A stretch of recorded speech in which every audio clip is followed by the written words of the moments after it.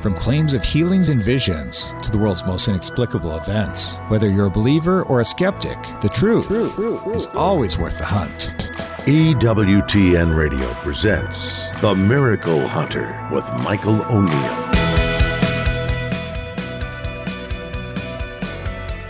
Welcome to the Miracle Hunter radio show on EWTN Radio. This is Michael O'Neill. I'm the Miracle Hunter. The biggest question that plagues us or puzzles us or makes us pray and hope is what happens after we die? And there's a book that's out. It's called Near-Death Experiences by Scott L. Smith. It's a look at some of the evidence and the things that have been found in the big studies that have been done related to near-death experiences. So we'll be excited to talk to author Scott L. Smith later in the show today.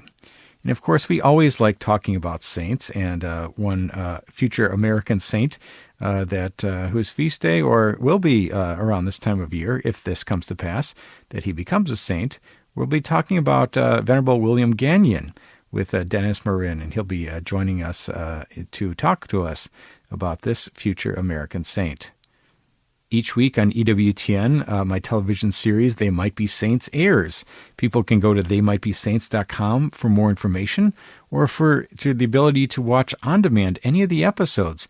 But the episode airing on March 15th on Sunday at 1:30 p.m. Central Time is the episode on Bishop Alphonse Gallegos.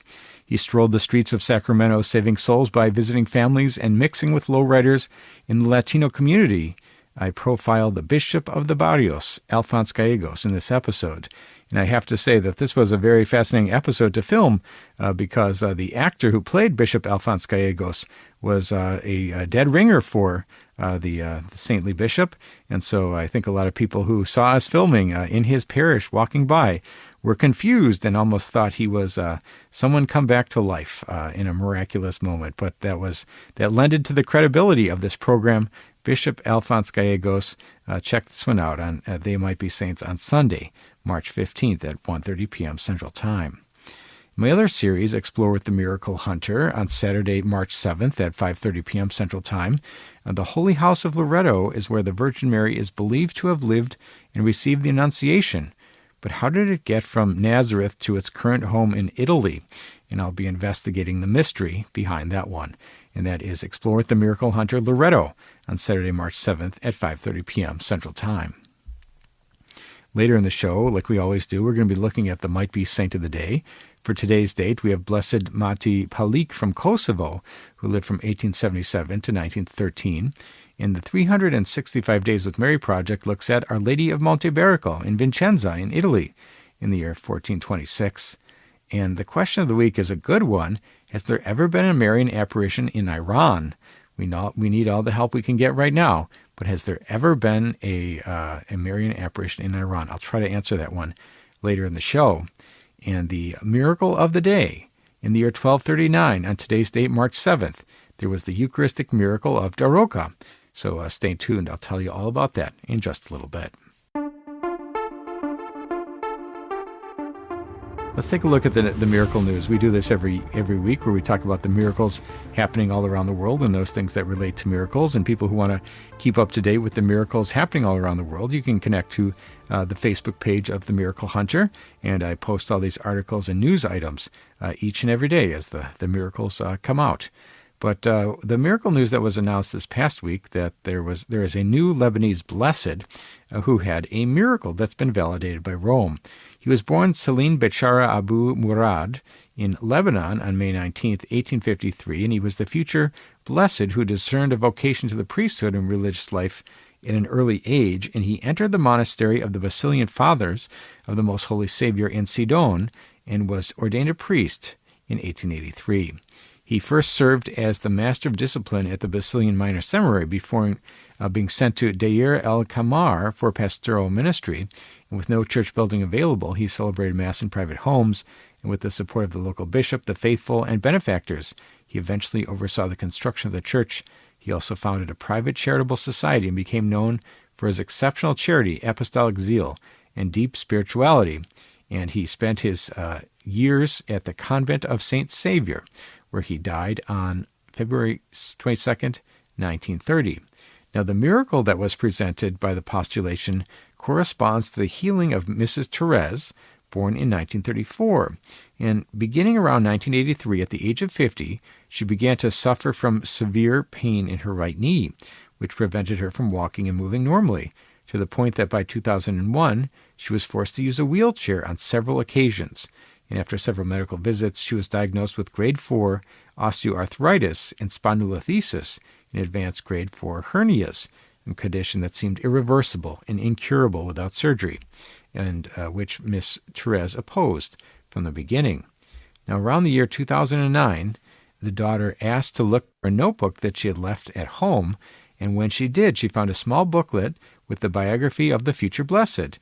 It was then that she remembered that as a child, she had heard her mother speak of Father Baccara, who had a reputation for healing the sick, and they'd even seen him on one occasion where he had given them his blessing.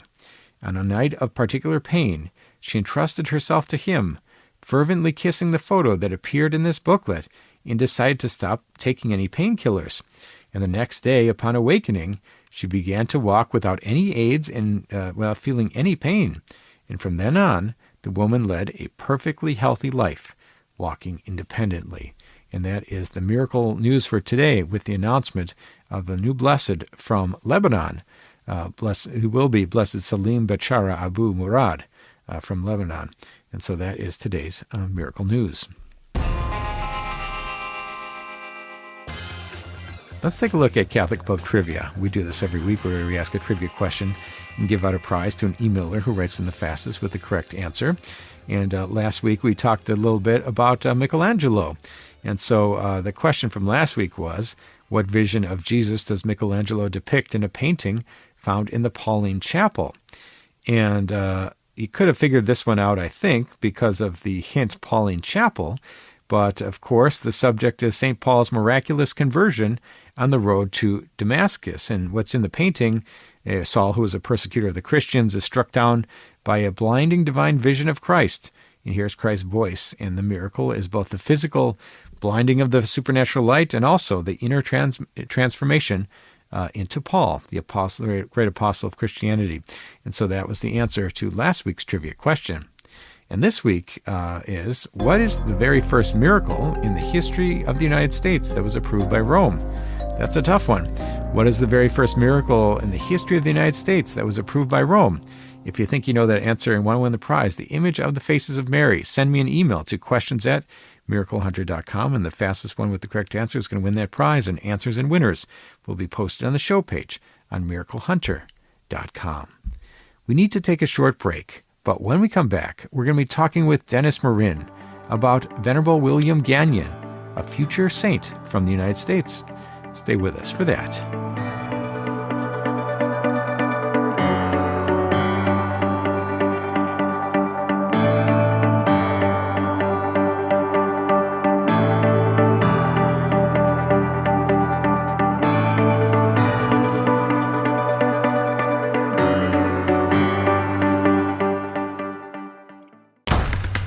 Now, back to the Miracle Hunter on EWTN.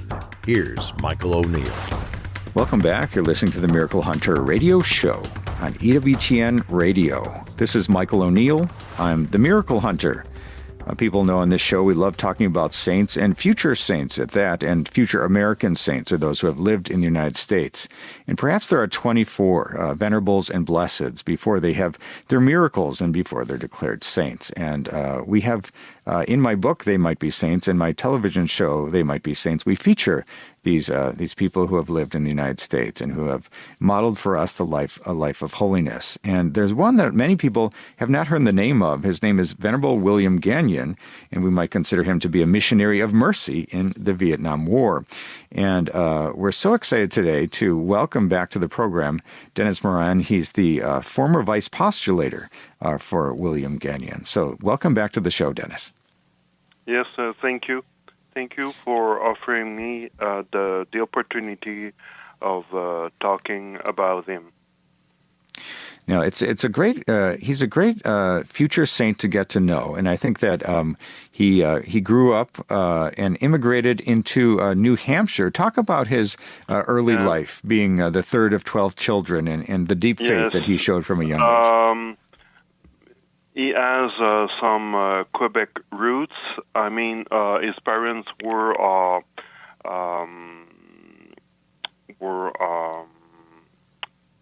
Franco-Americans that came to New Hampshire to work in the cotton mills, and but the family he spent a part of his youth in New Hampshire and Dover, New Hampshire, and also in the east of Quebec, and also in Barton, Vermont. So he was from a very modest family, and he has to work with his father and also with his eldest brother in the mills too. So, and he knew he was a good worker, and he knew to work patiently from the dawn from sunrise to sunset. So yes, and at the beginning of the 30s, he considered the possibility of becoming religious, a brother. So he entered in 1932 in the Order of St. John of God. And what attracted him to this order of the 16th century Spaniard? What drew him to that? It's to take care. The aim of that order is to relieve the suffering people, either poor or either sick person in hospital or in refuge facilities. So he had the will to help people around him. And so the charity, the virtue of charity, was always there in his art. Wonderful. And from what I understand, he had started down that path to become enter religious life, but his father was injured, and he had to be called back home to help out with his family. True. Indeed, he entered in 1930. He did his postulate. His father was injured, and he had to come back at home to take care of his brother and sisters, and to work at the mill to help the family. And and when his father was better, had recovered, he returned to Montreal to re-enter the order in 1932. And what were the circumstances under which he ended up volunteering to go to Vietnam? I know he had a lifelong desire to be a missionary. How did this all transpire? He was happy to work in Montreal in the hospital, Our Lady of Mercy Hospital, but as a young man, he had the dream to devote himself to elsewhere. So it was a kind of a dream, especially in the. We must remember that in the 30s, 40s, and 50s, there were a lot of people from the province of Quebec, and also from France or from Spain or from Ireland, who left their country to do some missionary apostolate elsewhere. So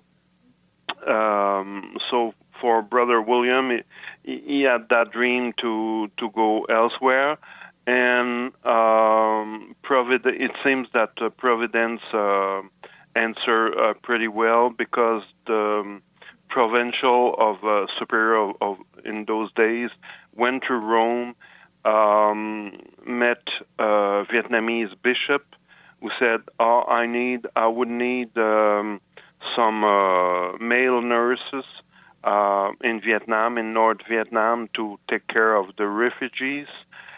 So it was decided that Brother William would be sent with two young brothers over there to realize a mission. Amazing. We're talking today with Denis Morin, the former vice postulator for Venerable William Gagnon, who was declared venerable in 2015, and blessed would be his next path or stage in the path to sainthood. And when we talk about his time in the middle of this Indochina War, he was right in the middle of it, right? I mean, grenades were going off, and yes. It had to be a scary place to be with being right in the middle of the war, with bombs exploding, sometimes very close. Talk a little bit about what Brother William did during those days. Yes. At the beginning of the mission, the brothers were in the North Vietnam, and during the Indochina War. And they started to have a house in Bui Chu at 100 kilometers from Hanoi, and also they tried to open a house at Hanoi, and in July 1954, around that. The communists took the north part, so they had to. The brothers had to go south. So and so they went south with all the refugees. It seems that it was about 1 million of refugees who flew from North to South Vietnam to escape the communist invasion. So with the help of the Redemptorist Fathers, and also with the help of the Catholic services directed by Monsignor Arnett, they decide to establish in 1956 near Saigon at Hanoi. And Hanoi in Vietnamese means the valley of the deer, so it was in the jungle. So they had to cut trees and to have barracks over there, so to establish an hospital. And that hospital is still works today, and it has been recuperated by the state of Vietnam, but it's still open over there. Amazing. And one of the things that stands out to me is the brothers there who served at the hospital and otherwise, they cared for everyone, the civilians, the soldiers. Didn't matter who they fought for, and they just helped everyone. And especially when we talk about Brother William Gagnon, he had to do so many things as a nurse, as a contractor, novice master, fundraiser, social worker. He had many things to do when he was there. Taking care of the sick was one of the major things. Talk a little bit, please, about how he ended up dying. What was the end of the life of Brother William? Okay, at the end of his life, he was he devoted himself in Vietnam for about 17 years.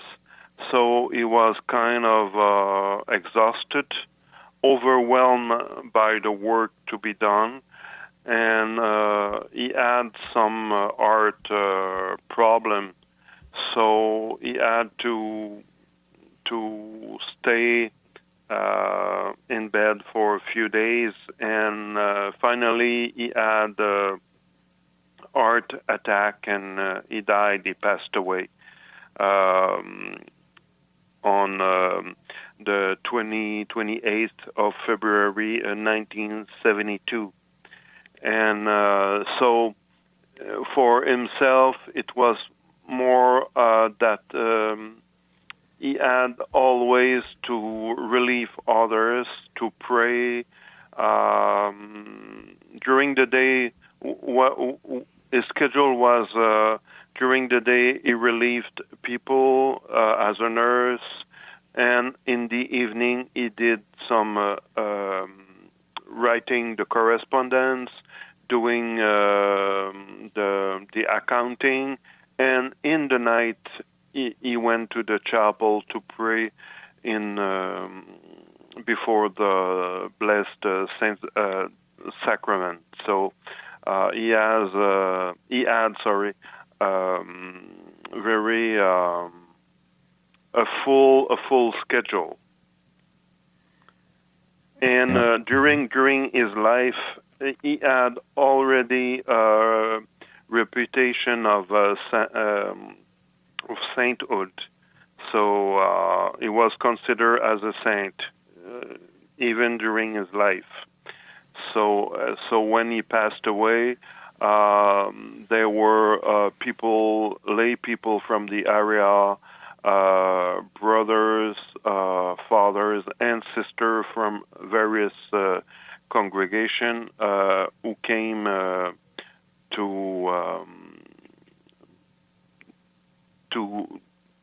to be present at his funeral. Amazing. He was well loved for his great work, and yes, and I went to Vietnam in 2012, and I went to his tomb near the hospital in Onai Bien Hoa near Ho Chi Minh City, and people still go to pray at his tomb every day around 4 or 5 a.m. before going to work. So it's quite moving to see that. Amazing. We've been talking today with Denis Morin, the former vice postulator for Venerable William Gagnon, who was declared venerable in the year 2015, and he's now in the second step to sainthood, going from servant of God to venerable, and with one miracle he'll be declared blessed. A second miracle makes him a saint. And as we wrap up the interview today, I'd like to ask, have there been any favors or miracles being considered locally or by Rome that would move him along to that next level? There were and there are some favors obtained in New England, in Manitoba and Saskatchewan in Canada, and also in Vietnam. But for Rome, there's a need to that those favors would be documented. A person can say, "Well, I've obtained a favor from Brother William, but it needs to be proved." So for now, we need proofs. And so far, the theologian in Rome studied his positio. Positio is a kind of a dossier in which there is the inquiry and the biography, and also a document about how he lived heroically the Christian virtues. And so after that study, the congregation for the saints decided to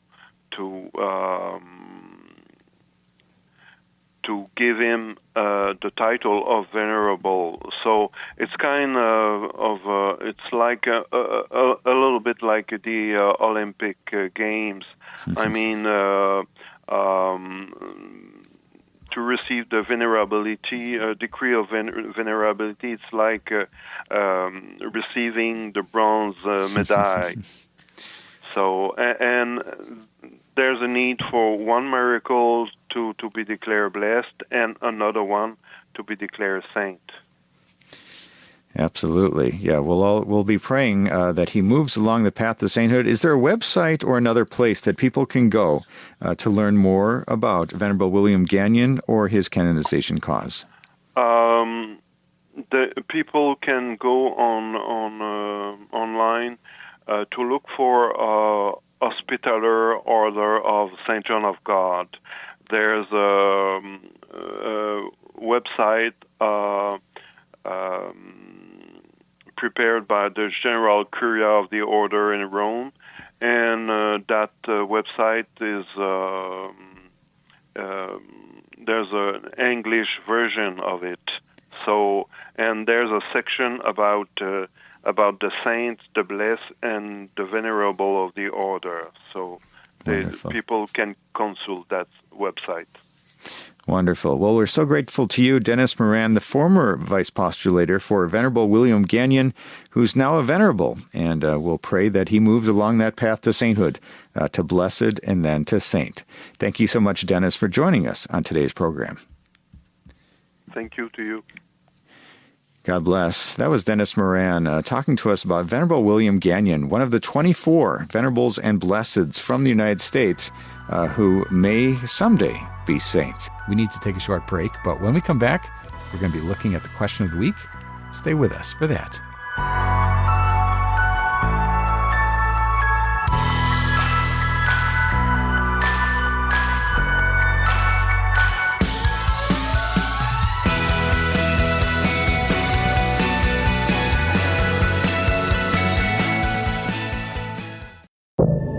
Now, back to the Miracle Hunter on EWTN. Here's Michael O'Neill. Welcome back. You're listening to the Miracle Hunter radio show on EWTN Radio. This is Michael O'Neill on the Miracle Hunter. Hey, I love getting your questions. People write in from around the world with questions about miracles happening in today's world and those that have happened centuries ago. And I love getting the questions to my email inbox, and I try to answer them when I can, or answer them on the radio show if it's a good one. But I also love answering questions in person. And people can ask me questions in person, of course, if they catch me at a speaking event. And how do I speak at your parish or your organization? You can send me an email through the miraclehunter.com website. Click on the contact tab and send me a message that way. And I travel around maybe 10 or 20 times each year to different places around the country, at different parishes or conferences or other events. And of course, I talk about miracles, and I talk about maybe Eucharistic miracles or apparitions of Mary, or how the Church investigates miracles, or perhaps the sainthood process. So different things I talk about, always about miracles, of course, but I love getting the questions and giving answers where I can at those events. And so the question of the week for this one, it comes from the email inbox. It says, Dear Miracle Hunter, I believe you are the leading expert on miracles, apparitions, and significant occurrences in the world. I've looked for an answer for this question, as I would like to honor Our Lady when I have a result for my question. Have there been any apparitions of Our Lady in Iran? And if so, when and where, and any relevant details would be appreciated. Many thanks, and wishing you blessings on your work. Sincerely, Agnes. Well, thanks, Agnes, for those kind words and for your interest in this. And it is a very timely question, of course, with everything going on in Iran right now. We always like to see Our Lady's intercession and her blessing of over the years. And the question is, has there ever been a Marian apparition in Iran? And perhaps there has been one, and perhaps there have been some reported on some level, but never has there been one that the Catholic Church has ever recognized or approved or understood to be potentially authentic. And so the question is, I'm not aware of one. And if anyone out there has an answer to that that's different than that, please send it my way. But there have been Marian apparitions all over the world, even in countries we wouldn't expect. But as far as Iran, I'm not aware of any that have occurred. But you might be interested to know about this devotion of Our Lady of Arabia. And it's Our Lady of Arabia is a Marian devotion honoring Mary as patroness of the Arabian Peninsula. In the year 2011, Pope Benedict XVI officially declared her patroness of the Apostolic Vicariate of Northern Arabia, which includes such countries as Bahrain, Kuwait, Qatar, and Saudi Arabia. And this devotion is especially centered at the Cathedral of Our Lady of Arabia in Bahrain, one of the largest Catholic churches in the Gulf region. and she is venerated particularly by migrant Catholic communities from Asia, the Middle East, and Africa who live and work in the region. And so that's Our Lady of Arabia. So if you're looking for a Marian title from that area, that might be the one to turn to. But thanks so much, Agnes, for your question. And if you have a question for the Miracle Hunter, you can send me a question to questions@miraclehunter.com, and maybe I'll be answering your question in the air next week. Let's take a look at the 365 Days with Mary project. We do this every week where we talk about the Marian devotion as it lines up exactly to the day's date. You all know Fatima May 13th, or Lourdes February 11th, or Guadalupe December 12th, but believe it or not, there's a different Marian devotion that lines up to each and every day of the calendar year. And so the one that lines up for today's date, on March 7th, we've got Our Lady of Monteberico from Vicenza in Italy in the year 1426. And I've been to this place myself just this past year. And the story goes that on March 7th, 1426, the Blessed Virgin appeared in Monteberico to an elderly 70-year-old woman, Vincenza Passini, in the fields. And she said, "I ask you to build a church here in my honor.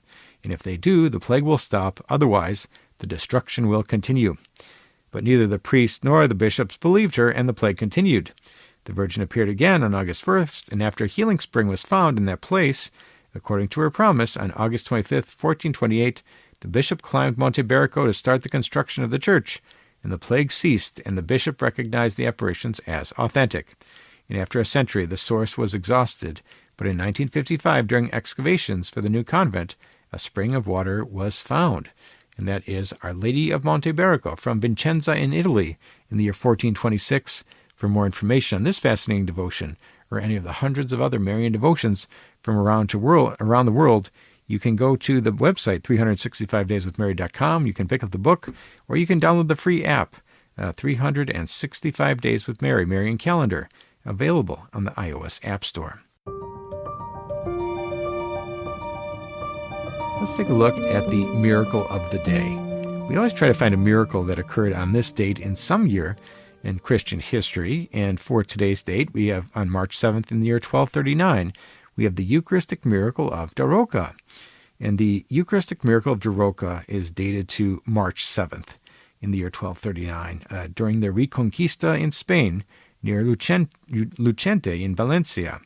And according to an account, 6 consecrated hosts were hidden corporals before the battle, and afterwards they were found miraculously stained with blood. When Christian soldiers attempted to decide where the sacred hosts should be kept, they placed them on a mule, which traveled unattended and collapsed in the town of Daroca, an event dated in local tradition to March 7th.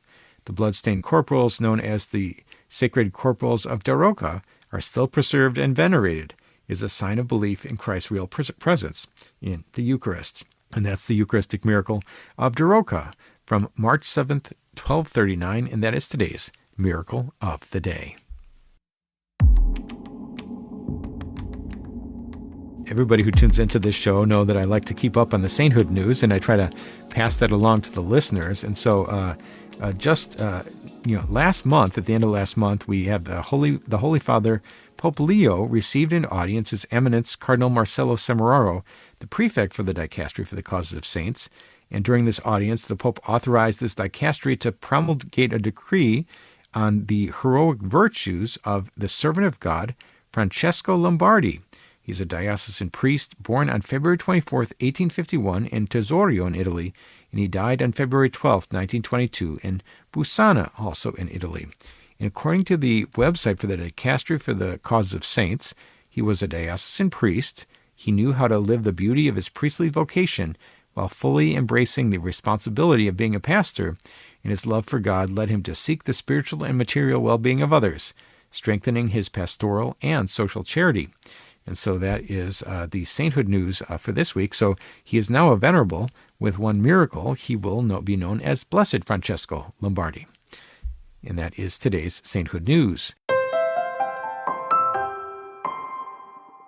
And we always like to sort of find a saint whose feast day or death anniversary lines up to the day's date, and he's our might-be saint of the day. And so for today, we've got Blessed Amati Palik, and he grew up in a primarily Muslim area in Kosovo. He was raised in a pious Christian family, and 2 of his brothers also became Franciscan priests.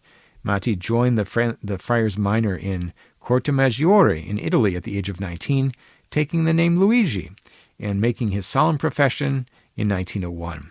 He was ordained a priest, and he served at the Franciscan Albanian Mission.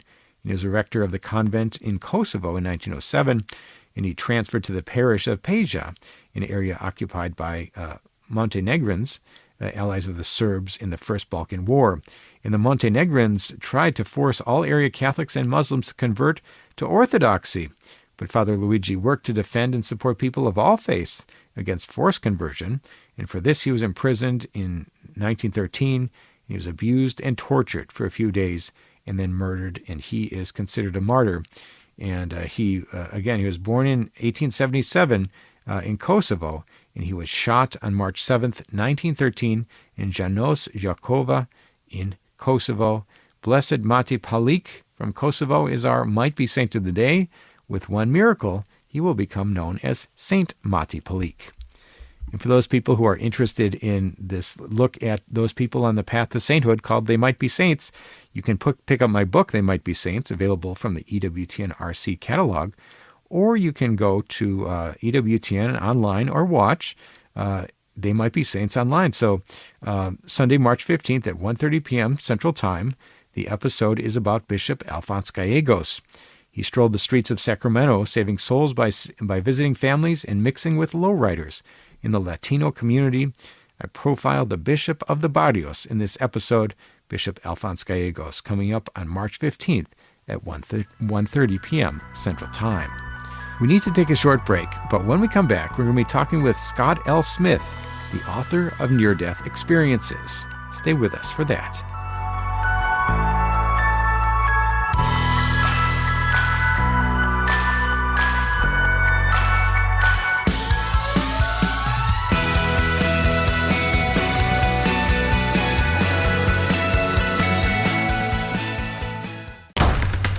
Now, back to the Miracle Hunter on EWTN. Here's Michael O'Neill. Welcome back. You're listening to the Miracle Hunter radio show on EWTN Radio. This is Michael O'Neill. I'm the Miracle Hunter. I'm sure you've heard of this before. We've seen this in movies, and perhaps we've seen reports of this, or maybe even people you know have claimed something like this. We're talking about near-death experiences, abbreviated to be NDEs. And this is something that's been claimed over the centuries even. This is not something that's modern. This is something that many people have said that they've had some experience of approaching death and seeing something fascinating and coming back to be able to report it. And so many people who look at NDEs, they look at them skeptically perhaps. They treat them like UFOs or something else. That's something not to be regarded. But what if I were to tell you that there's been numerous saints and mystics throughout Christian history, and even in the Bible we have some references to what could be considered NDEs. Would that change your opinion? Well, there's a brand new book that's out from Sophia Institute Press. I'm really excited about this one. It's called Near-Death Experiences, and it's written by author Scott L. Smith. Welcome to the program today, Scott. Hey, yeah, thanks for having me. Yeah, it's great to talk about this. This is such an interesting topic, especially to look at it from a Catholic angle. I think that's kind of important to frame it that way. But for people who are kind of new to this topic or maybe are skeptical of the topic, what are we talking about here? What is an NDE? What is a near-death experience? Sure. So the modern definition, in terms of today and right now, and even what medical science is beginning to research and describe, there's a number of characteristics of a near-death experience. Part of that is the out-of-body experience, disembodiment, this perception of being apart from your physical body. Then there's that tunnel experience, right? The light at the end of the tunnel, passing through a tunnel, which I think is so fascinating because, how does one think about the tunnel experience when you're leaving this life? If you're passing through a tunnel, it's a lot like the way you entered this life, right? Through the birth canal. There's also the intense light, right, at the end of the tunnel, some kind of mystical experience, experience of joy. And that's where a medical NDE begins to separate from what we know from our what I would say more comprehensive, more full Catholic understanding, is because sometimes it's not a joyous experience.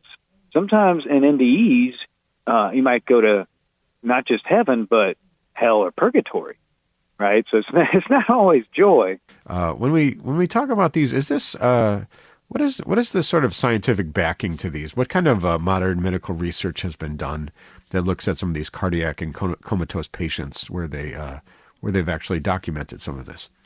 Yeah, and that's a fascinating newer topic, and I love that medical science is beginning to allow themselves to see the world from more of a supernatural lens. I think we've been just hyper empiricists, right? Everything has to be proven in a petri dish. Some things can't be, but you can still use science to learn about them. And so there's multiple studies out now. One is the AWARE study, the AWARE 2 study. These studies are taking place on multiple continents and longitudinal studies. They set up, typically it's cardiac units, because that's where you have a good bit of near-death experiences that can be studied. And what happens is they'll set up a hospital room, in such a way that if you're seeing this room from above, if you're having that out-of-body experience, you'll see things that a person would never see from their hospital bed. Like they'll put a picture on the top shelf lying flat, and so you don't even know it was there if you're seeing yourself from above. And so it's not a insignificant number of people that experience a near-death experience. I think people tend to think it's rare, but in the medical studies, there are it's close to 10% of people in these cardiac units, right? That's kind of a subset of the population, but it's a good bit of people. And then, the number of people who will be interviewed and remember them, that's a little bit lower. That's another fascinating part of this, is sometimes people don't remember what happened to them until months or even weeks later. The memories start coming back.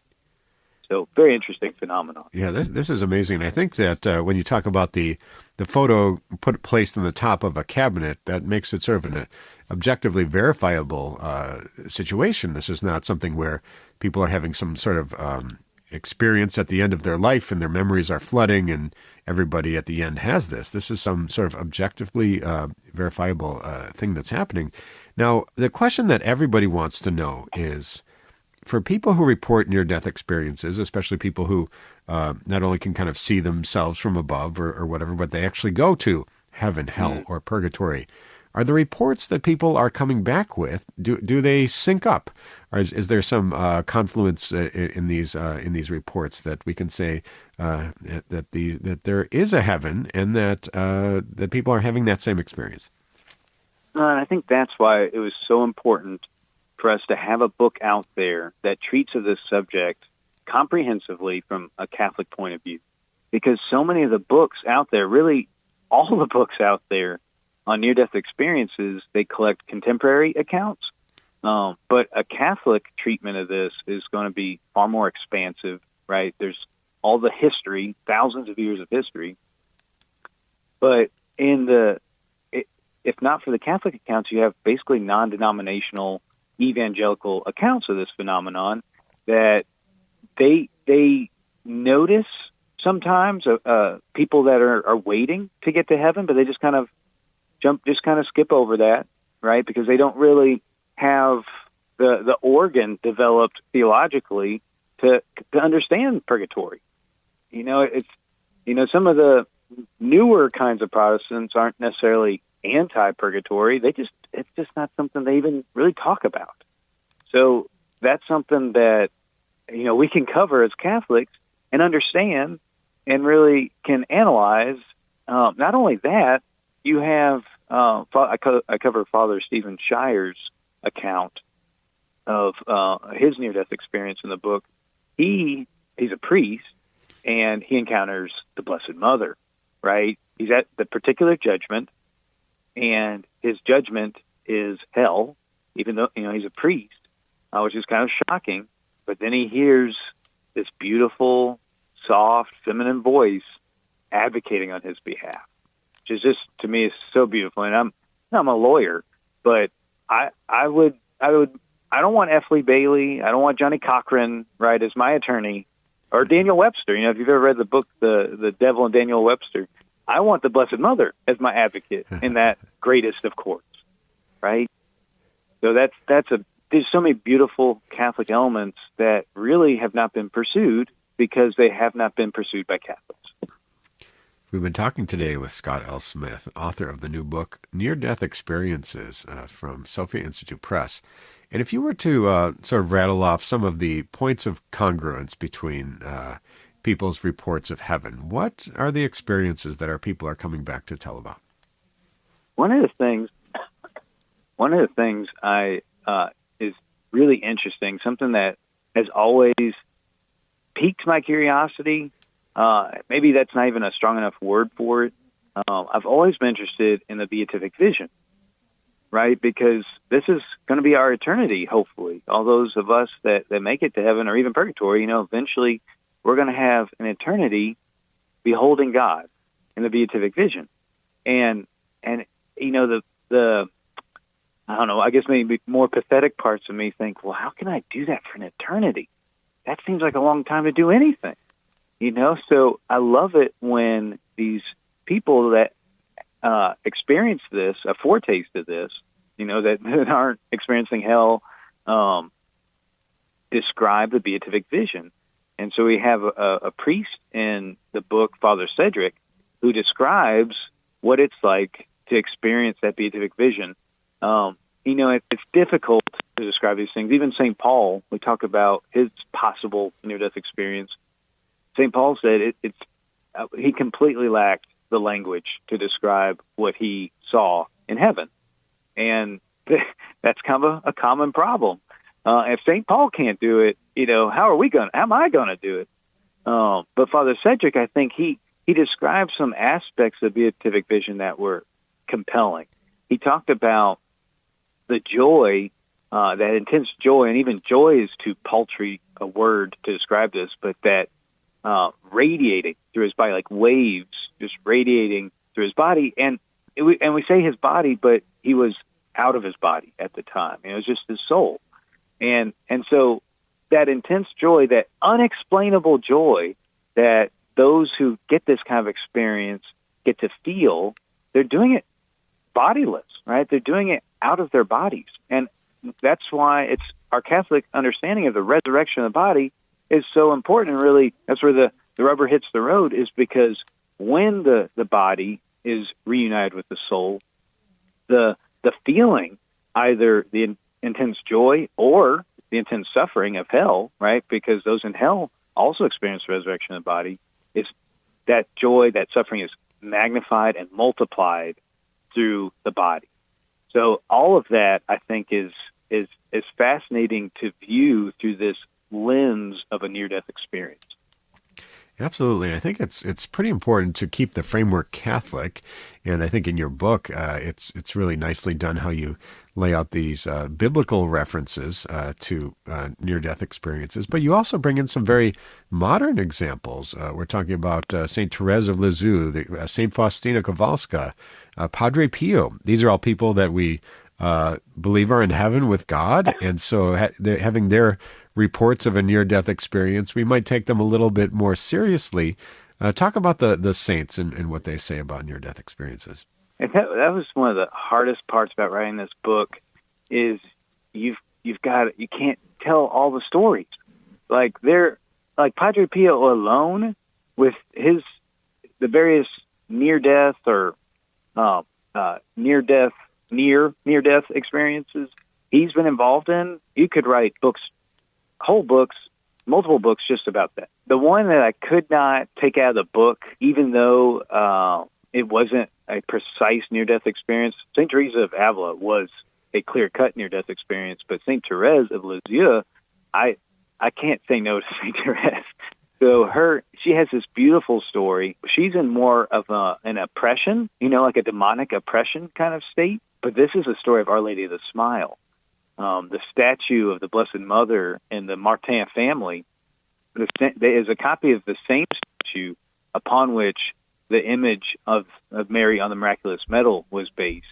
And when she was finally freed of this state, she, like when her sister entered Carmel, she, for a year afterwards until Holy Week, she experienced like this, you could say near death, and that's why it's included, but it's more of a sickness, a terrible sickness, and a darkness and oppression.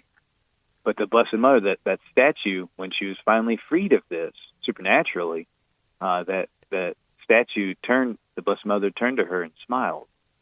And it's just, people don't often hear this about, a Marian apparition to Saint Therese of Lisieux.